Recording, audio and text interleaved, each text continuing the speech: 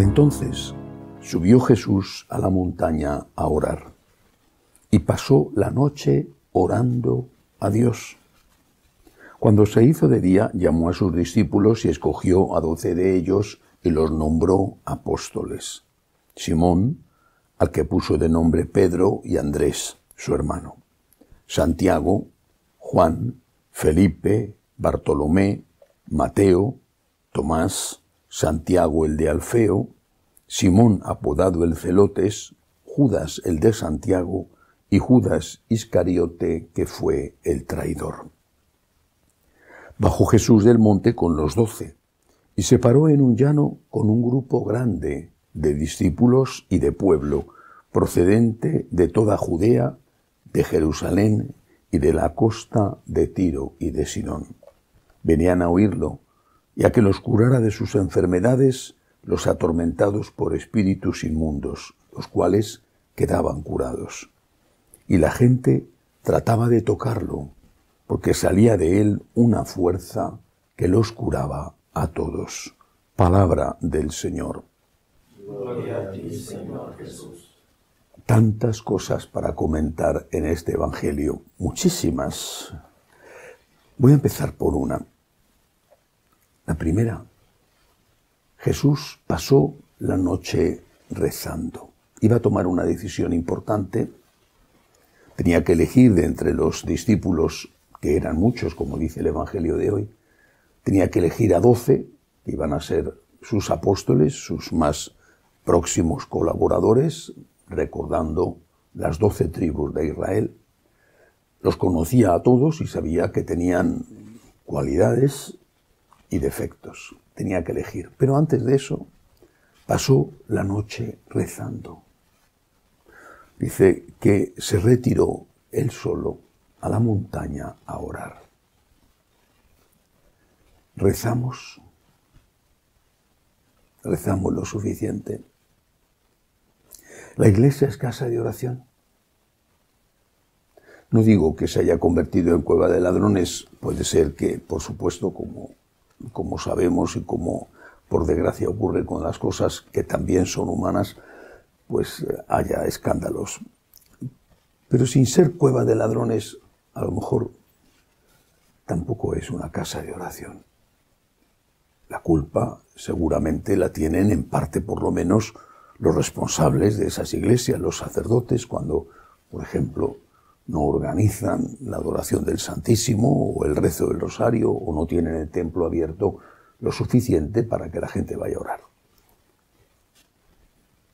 Pero no es únicamente de ellos la responsabilidad. Rezamos lo suficiente. Y rezar en contra de lo que la gente suele hacer y pensar no es únicamente pedir, y ni siquiera es únicamente hablar. Rezar es escuchar. Jesús ha ido a la montaña, ha pasado la noche hablando con Dios Padre, él que era Dios Hijo. Lo ha hecho para discernir, es decir, para escuchar, para escuchar. Cuando rezamos, escuchamos.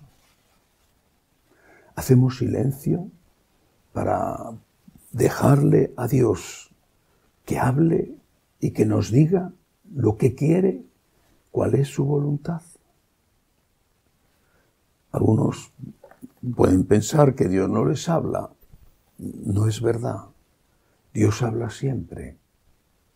Es como si tienes un receptor de radio, un aparato de radio.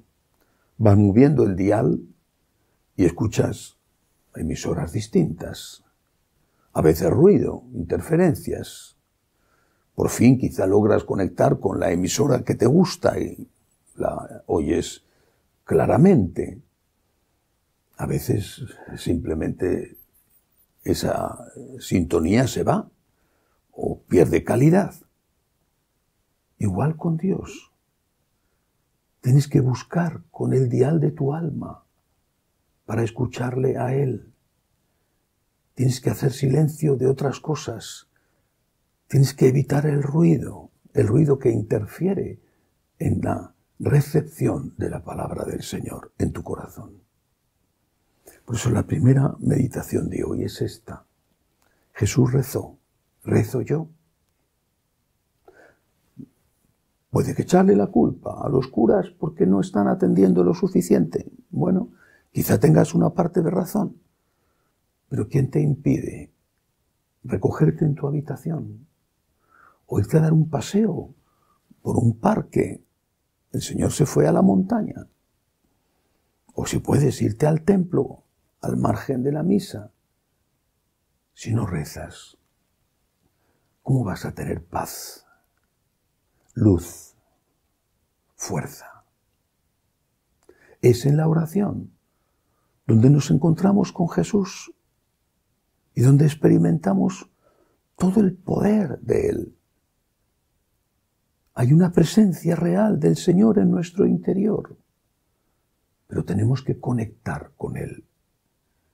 Y tenemos que dejar los ruidos, las interferencias, otras emisoras, para poder conectar con Él y que Él pueda hablarnos, consolarnos, dirigirnos.